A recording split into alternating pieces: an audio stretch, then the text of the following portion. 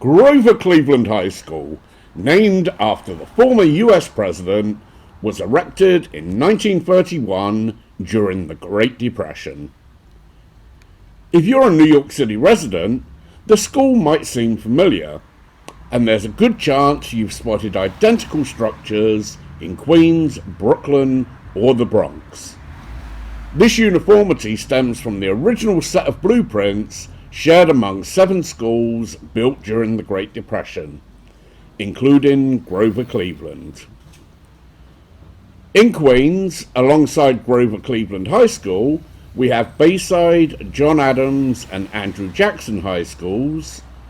Brooklyn hosts Samuel J. Tilden and Abraham Lincoln High Schools, while the Bronx boasts Walton High School. Constructed in the early 1930s, these schools retain the same core structure despite some aesthetic changes over nearly a century, all built using the same set of blueprints. The design of these 7 schools was inspired by Kirby Hall in Gretton, Northamptonshire, England. Although its appearance may appear different, the architectural influence is evident.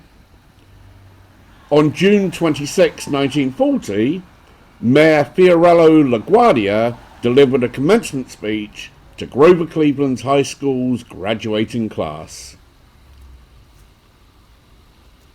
Like all New York City high schools, Grover Cleveland boasts a list of notable alumni.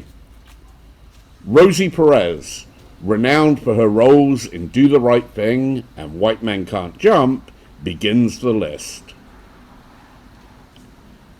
Jim Gordon, the former television voice of the New York Rangers and radio voice of the New York Giants, New York Knicks, and the Rangers.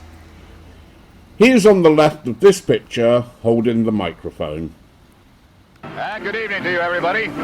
Jim Gordon along with Bill Chadwick, the Big Whistle, in Los Angeles, California for Game 2 of the Stanley Cup playoff round between the Kings and the Rangers. The Rangers fresh off one of the best games they have ever played in a playoff round. LA tried to blow them out of the rink last night, and it just plain didn't work.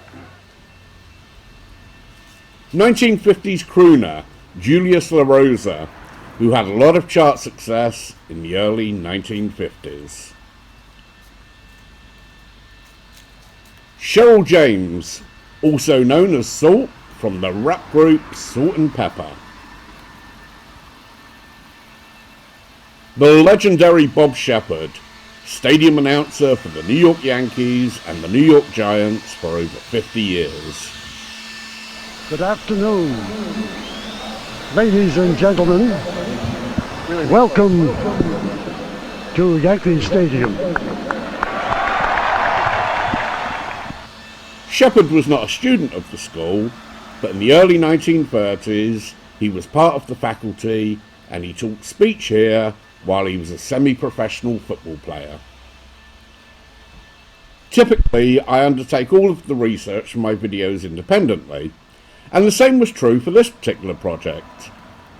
After finalising my script, I decided to take a brief pause and I reached out to a local Facebook group, seeking any additional names I might have overlooked. The response from the group exceeded my expectations, and I want to express my gratitude to everyone who provided valuable suggestions for the video. During this inquiry within the Facebook group, Jennifer, a member, brought up another former faculty member who truly astonished me. Marshall Drew, a fine arts teacher, dedicated an impressive 36 years to Grover Cleveland High School. But what made Marshall Drew a notable name, though? Perhaps his narrative outshines those of the other individuals I mentioned in this video, for Marshall Drew emerged as a survivor of the Titanic's tragic sinking. Merely 8 years old at the time, Marshall was on his way back home aboard the Titanic after a visit to England with his aunt and uncle, who had been caring for him since the untimely death of his biological mother shortly after his birth. Marshall and his aunt were in slumber when the Titanic collided with the iceberg. His uncle, who happened to be on the deck enjoying a cigarette during the incident, rushed to fetch his wife and nephew. He subsequently ushered them onto a lifeboat, bidding them farewell with the assurance he would join them shortly. Unfortunately, Marshall's uncle did not survive the calamity.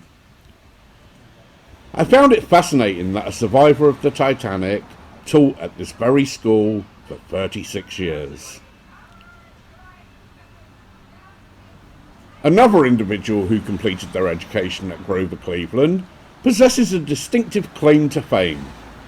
Referred to by friends as Q, Lee O'Danat was the creator of the immensely popular website known as worldstarhiphop.com.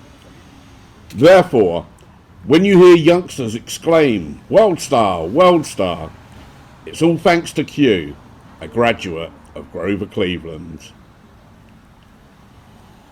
The founder, CEO, and pastor of the Christian Cultural Center megachurch in Brooklyn, A.R. Bernard. The well-known women's rights activist, Carol D. Saran, seen here discussing her feminist views with Borat. One can only assume how this conversation went. Years ago, when I provided an overview of the school in a video, it seems I overlooked mentioning a doo-wop group that originated from the high school. In this update, I want to ensure they receive the recognition they deserve. It's important to note that Randy and the Rainbows were also alumni of Grover Cleveland High School. In the year of my birth, they achieved significant success with a hit called Denise. This is the same song that Blondie had an even more prominent rendition of in 1978, albeit with the modified title Denis. And finally, there are a couple of Grover Cleveland High School students who were perhaps more infamous than they were famous.